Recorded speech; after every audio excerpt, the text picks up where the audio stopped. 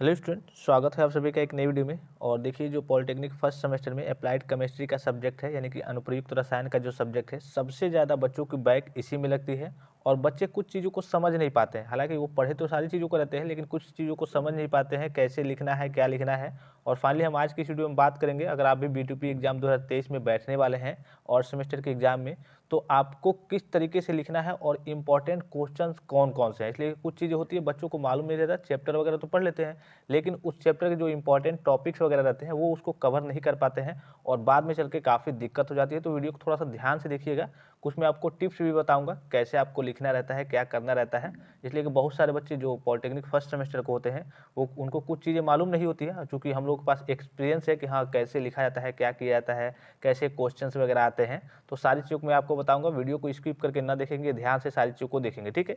यहाँ पे आपको दिख रहा होगा polytechnic first semester applied chemistry, यानी कि अनुप्रयुक्त रसायन, बीटीपी और सेमेस्टर एग्जाम 2023। अब 2023 से मतलब नहीं है कि 2023 में ही आएगा, 24 में भी, 25 में भी है, मतलब कि हर साल के लिए इंपॉर्टेंट क्वेश्चंस वगैरह ही है, ठीक है। उसके बाद देखिए यहाँ पे मोस्ट इंपॉर्टेंट क्वेश्चन देखिए, अब देखिए सबसे पहला आपका क्वेश्चन क्या है बीटीपी एग्जाम 2023।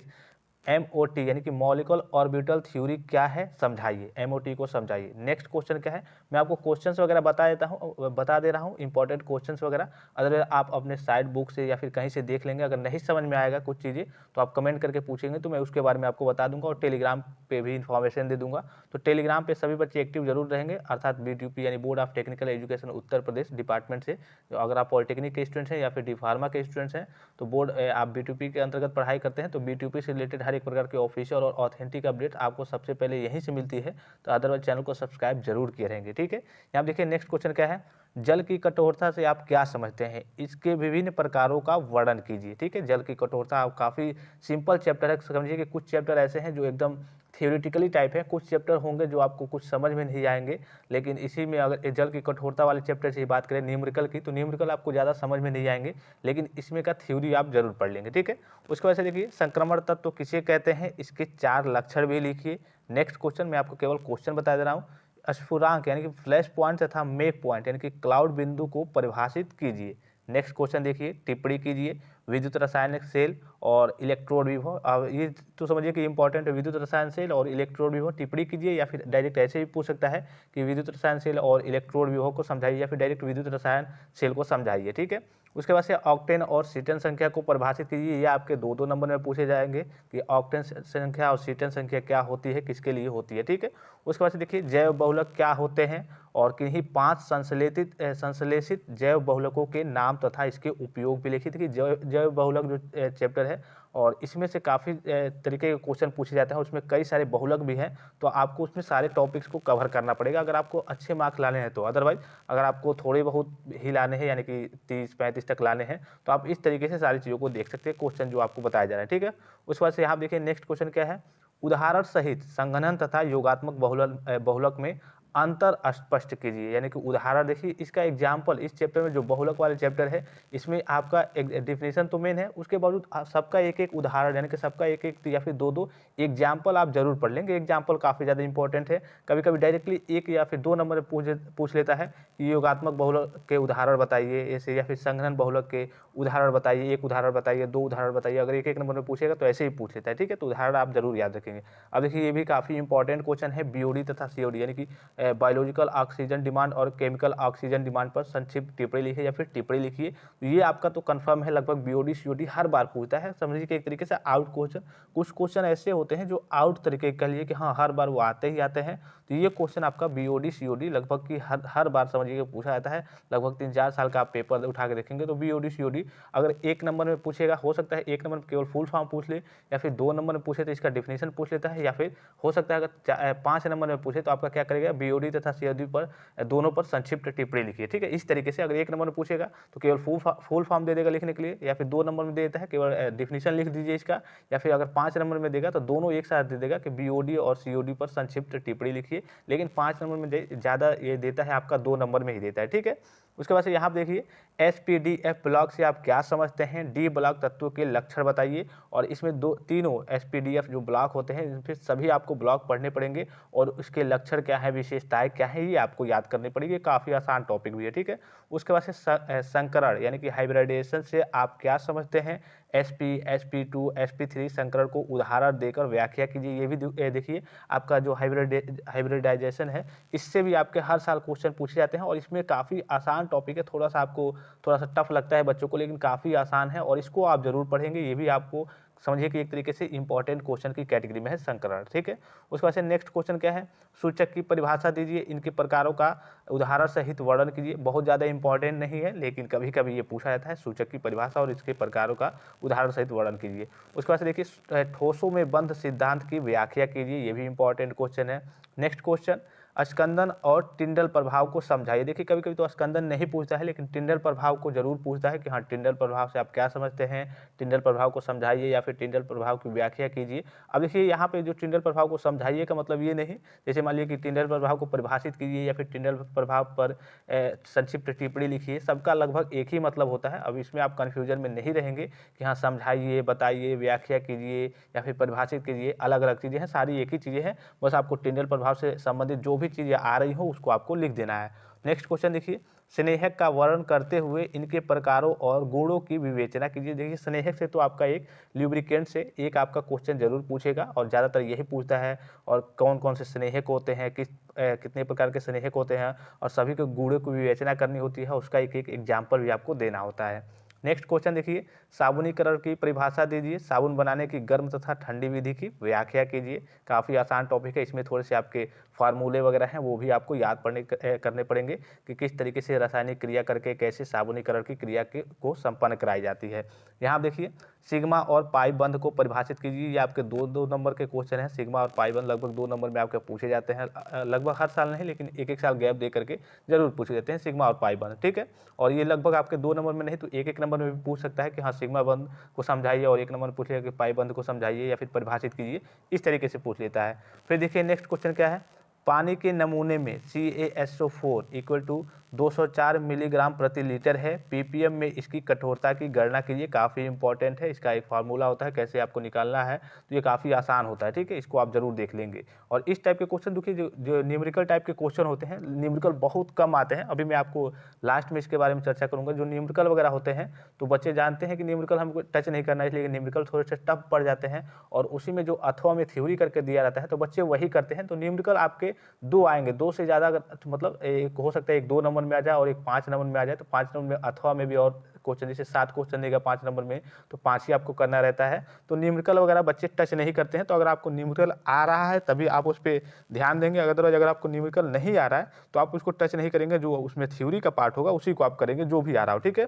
उसके बाद से देखिए पाउली का अपवर्जन नियम लिखिए। देखिए पाउली का नियम, हुंड का नियम, ये आपके जो है जितने भी वैज्ञानिक के नाम पे जो नियम रहते हैं उसको आप जरूर देख लेंगे। इसलिए देखिए जो क्या होता है, जो आपके एग्जामिनर वगैरह मतलब जो आपके पेपर बनाए जाते हैं तो अधिकतर उनको दिमाग में यही सारी चीज़ें रहती हैं कि जो मेन हेडिंग हो, मेन टॉपिक्स हो वही दिया जाए, और जितने भी वैज्ञानिक वगैरह के नाम पे जो फार्मूले या फिर डिफिनीशन वगैरह रहते हैं उनको ज़्यादा वो फोकस करते हैं 2 नंबर या फिर 5 नंबर में देने के लिए। अधिकतर एक नंबर में भी ये सारी चीज़ें, जैसे हुंड का नियम क्या है इस पर इसको बताइए, या फिर पाउली का अपवर्जन नियम क्या है इसको लिखिए, ये सारी चीज़ें आपको दी जाती है। इस तरीके से वैज्ञानिकों वगैरह के नाम पे जितने भी नाम होंगे उसको आप जरूर देख लेंगे। नेक्स्ट क्वेश्चन है कि वैद्युत रासायनिक संक्षारण पर टिप्पणी लिखिए तथा संक्षारण से बचाव के बारे में बताइए। देखिए संक्षारण से बचाव टिप्पणी, कभी कभी तो वैद्युत रसायन संक्षारण तो नहीं पूछेगा, डायरेक्ट संक्षारण भी पूछ सकता है कि संक्षारण पर टिप्पणी लिखिए और संक्षारण से बचाव के बारे में बताइए, या फिर वैद्युत रसायन संक्षारण पर टिप्पणी लिखिए और संक्षारण से इसके संक्षारण से बचाव के बारे में बताइए, कैसे इससे बचाया जा सकता है कि संक्षारण ना हो, ठीक है। उसके बाद से देखिए बफर विलयन क्या है, इसके प्रकारों का उदाहरण सहित बताइए। मतलब बफर विलयन क्या होता है, इसके प्रकारों का और उदाहरण सहित एग्जाम्पल सभी का आप जरूर देख लेंगे कि हाँ एग्जाम्पल में क्या क्या होता है। अब देखिए एग्जाम्पल से मतलब क्या होता है, सपोज कीजिए कि यही क्वेश्चन आपका दे देगा तो 1 नंबर में दे देगा। अगर ये मान लीजिए कि 5 नंबर में दे रहा है कि हाँ बफर विलयन क्या है, इसके प्रकारों का उदाहरण सहित बताइए, तो 5 नंबर में अगर मान लीजिए कि नहीं दे रहा है तो 1 नंबर में दे देगा कि बफर विलयन के उदाहरण मतलब कोई प्रकार लिखिए, उसको उदाहरण लिखिए, तो 1 नंबर या फिर 2 नंबर में दे देगा। तो अगर आप थोड़ी गहराई से पढ़े रहेंगे प्रकार के साथ उदाहरण भी, तो आपको 1 नंबर में अगर आ जाए तब भी आप लिख देंगे, कोई दिक्कत नहीं होगी। फिर से नेक्स्ट क्वेश्चन देखिए, निम्न बहुलकों में से किन्हीं दो के निर्माण की विधि एवं मतलब विधि एवं उपयोग बताइए। देखिए बहुलकों में से, और मैंने कहा कि बहुलक वाला जो चैप्टर है, अब देखिए चैप्टर तो आपको सभी कवर करने पड़ेंगे। अगर आप एक भी चैप्टर छोड़ देते हैं तो समझिए कि, इसलिए मान लीजिए कि हर एक चैप्टर में, सपोज कीजिए कि हर एक चैप्टर में 3 ही से 4 ऐसे टॉपिक्स होते हैं जो इंपॉर्टेंट होते हैं। अगर वो चैप्टर छोड़ देते हैं तो चैप्टर, हर एक चैप्टर से तो एक क्वेश्चन आपके पूछे ही जाएंगे, तो आपका चैप्टर ही मतलब समझिए कि उससे आपको कुछ आएगा ही नहीं, वो समझिए कि आपका पूरा खत्म हो गया। तो हर एक चैप्टर को भले ही थोड़ी चीज़ें आप उसमें पढ़े होंगे, क्या होता है कैसे होता है, लेकिन वो चीज़ें आप हर एक चैप्टर को कवर जरूर करेंगे। और देखिए बहुलक काफ़ी जगह क्वेश्चन पूछा जाता है, आपके 1 नंबर में भी, 2 नंबर में और 5 नंबर में कई जगह आपके क्वेश्चन पूछे जाते हैं। ठीक है, तो देखिए निम्न बहुलकों में से किन्हीं दो के निर्माण की विधि एवं उपयोग बताइए। डेक्रान, नाइलॉन 6, पीवीसी यानी पॉलीविनाइल विनाइल क्लोराइड और ब्यूना 5, ये सारी चीज़ें हैं। तो इसको आप देख लेंगे, जितने भी इसमें टॉपिक्स हैं इंपॉर्टेंट है बहुलक वाले चैप्टर में। उसके बाद से नेक्स्ट क्वेश्चन है, सहसंयोजन बंध एवं वैद्युत संयोजन बंध में अंतर स्पष्ट कीजिए। दोनों में अंतर क्या होता है वो आपको अंतर स्पष्ट करना है। और देखिए अभी मैंने आपको कहा पाउली अपवर्जन का नियम और हुंड का नियम। देखिए हुंड के अधिकतम बहुलता का नियम क्या है, इसको आपको बताना है। और नेक्स्ट है क्वांटम संख्या को परिभाषित कीजिए। आपके पहले दूसरे चैप्टर में ही आ जाएंगे क्वांटम संख्या वगैरह। तो ये नॉर्मली कभी कभी बहुत कम ही रेयर केस में ये पूछा जाता है, 2 नंबर में या फिर 1 नंबर में। ये बहुत ज़्यादा इंपॉर्टेंट, क्वांटम संख्या को परिभाषित करना इंपॉर्टेंट नहीं, लेकिन पूछा जाता है, इसलिए कि चैप्टर जो आपके शुरुआती चैप्टर होते हैं तो इसमें से 1-2 नंबर के ही आपके क्वेश्चन वगैरह ज़्यादा एराइज होते हैं। अब देखिए नेक्स्ट क्वेश्चन है, जल को मृदु बनाने की किसी एक विधि का सचित्र वर्णन, यानी कि चित्र सहित वर्णन करना है। जल को मृदु बनाने की किसी एक विधि का, ठीक है, उसको आपको सचित्र वर्णन करना है। नेक्स्ट क्वेश्चन है, थर्मोप्लास्टिक और थर्मोसेटिंग बहुलक क्या है, इनके उदाहरण मतलब भी दीजिए। अब देखिए ये जो क्वेश्चन है थर्मोप्लास्टिक और थर्मोसेटिंग बहुलक, ये दोनों आपका 1 नंबर में पूछेगा, 2 नंबर में पूछ सकता है, या फिर दोनों अगर दे देगा एक साथ में, दोनों मिलाकर के उदाहरण सहित बताइए, तो ये आपका 5 नंबर में पूछेगा। तो इसको आप एकदम इंपॉर्टेंट की कैटेगरी में जरूर रखेंगे, थर्मोप्लास्टिक और थर्मोसेटिंग बहुलक, ठीक है, उदाहरण सहित। उसके बाद से नेक्स्ट देखिए, वर्निश क्या होता है, ये कितने प्रकार के होते हैं बताइए। देखिए बहुत ज़्यादा इंपॉर्टेंट ये क्वेश्चन नहीं है वर्निश और पेंट वाला, लेकिन कभी कभी वर्निश और पेंट दोनों जो क्वेश्चन दिख रहा है, वर्निश और पेंट एक ही चैप्टर का है, कोई एक आपसे पूछ लेता है, ठीक है। वर्निश क्या होता है, इसके कितने प्रकार होते हैं बताइए, पेंट क्या है, इसके मुख्य संघटक लिखिए। ये दोनों क्वेश्चन एक ही चैप्टर से, तो एक क्वेश्चन इसमें से आपको देखने को मिल जाएगा, वर्निश या फिर पेंट में से, ठीक है। अगर 2 नंबर में मिल जाएगा, अगर 2 नंबर में नहीं मिलता है तो 5 नंबर में ये क्वेश्चन आपको देखने को मिल जाएगा, और पूरा थ्योरेटिकल टाइप ये क्वेश्चन है। नेक्स्ट क्वेश्चन देखिए, यहाँ पे लास्ट क्वेश्चन में है शॉर्ट क्वेश्चन, जैसे कि 1-1 नंबर के आपके जो क्वेश्चन आते हैं वो काफ़ी इंपॉर्टेंट होते हैं, तो शॉर्ट क्वेश्चन पे आप फोकस जरूर करेंगे। और उसके लिए देखिए गहराई से आपको पढ़ना पड़ेगा, जाहिर सी बात है, मैंने जो क्वेश्चन वगैरह बताया वो आपके 5 नंबर या फिर 2 नंबर में ही अधिकतर आएंगे, और जो 1 नंबर के क्वेश्चन है वो काफ़ी आपके शॉर्ट तरीके के क्वेश्चन होते हैं, वो आपको पढ़ने पड़ेंगे अपने बुक से गहराई से। और जो सबसे बड़ी चीज़ जो मैं आप सभी बच्चों को बताना चाहता हूँ वो है IUPAC नेम। IUPAC नेम कितने नंबर का आता है बहुत सारे बच्चों को नहीं मालूम होगा, लगभग 10 से 12 से 14 नंबर, कभी 14 नंबर तक पूछ लिया जाता है, 12 नंबर तक, 10 नंबर तक। तो IUPAC नेम कंपलसरी है आपको पढ़ना, इसलिए कि मान लीजिए कि 50 नंबर में 10-12 नंबर यही पूछे जाते हैं, तो समझिए कि लगभग आपके 20% से अधिक यही केवल आपके IUPAC नेम ही पूछे जाते हैं। तो IUPAC नेम पे सभी बच्चे फोकस जरूर करेंगे। अगर आपको IUPAC नेम आता है, कभी कभी आता है कि IUPAC नेम दे देगा, उसका नाम लिखना रहेगा कि ये क्या है, मतलब कि केमिकल फार्मूले टाइप का दे देगा, उसका नाम लिखना रहेगा। कभी कभी नाम दे देगा, कहेगा इससे आप फार्मूला केमिकल रिएक्शन बनाइए। इस तरीके से दोनों पदों में देता है, दोनों तरीके से देता है। तो आपको IUPAC नेम पे बहुत ज़्यादा फोकस करना है, और आप कहेंगे तो मैं आपको कुछ प्रोवाइड भी करा दूंगा इंपॉर्टेंट IUPAC नेम, आप कमेंट करके बताइए।